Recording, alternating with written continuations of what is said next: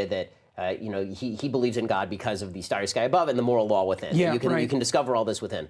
I am not convinced that human beings can actually discover meaning within, because if that were true, then the prosperity and liberalism and human rights and value for individuals and all the things that we associate with the good stuff in the West, that would have been universal. And it is not, in fact, universal. It arose at a certain time in a particular place associated with a particular value system. This is why when people ask me about why I think that revelation is necessary, why it's important, it's because I think that without, you're going to have to make these fundamental assumptions. To get from point A to point B, you're going to have to make fundamental assumptions at point A.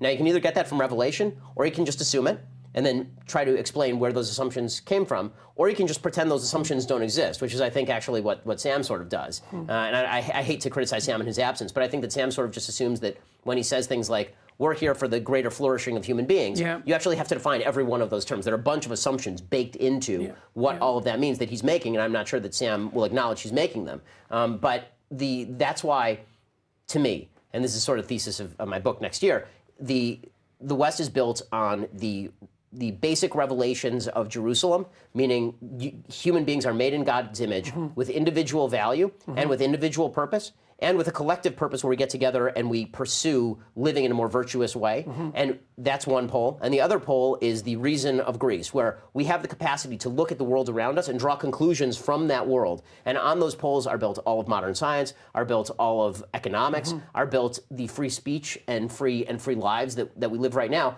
And I think that we have been gradually, over the last 200 years, chipping away at both of those poles, Jerusalem in terms of revelation and Athens in terms of reason, which we've abandoned for postmodernism, and that's just deprived us of purpose. So in a weird way, is this the failure of the Enlightenment liberals? All the people that I grew up loving and caring about, and the people that I still admire, and this little sliver of liberals that still remain, that haven't bought into leftist dogma, but that aren't necessarily religious per se or believe in these stories, but really they believe it comes from the Enlightenment period. I think I think that's a good observation. So that this is sort of their failure. I don't want to. I'm not blaming. It's their arrogance, I would say, because even people because there's not enough in the secular world to fight this new religion. No, that's where I'm sort of finding myself right now, which is an incredibly uncomfortable place. I come from a much more atheist perspective, obviously, than you, and certainly where you are.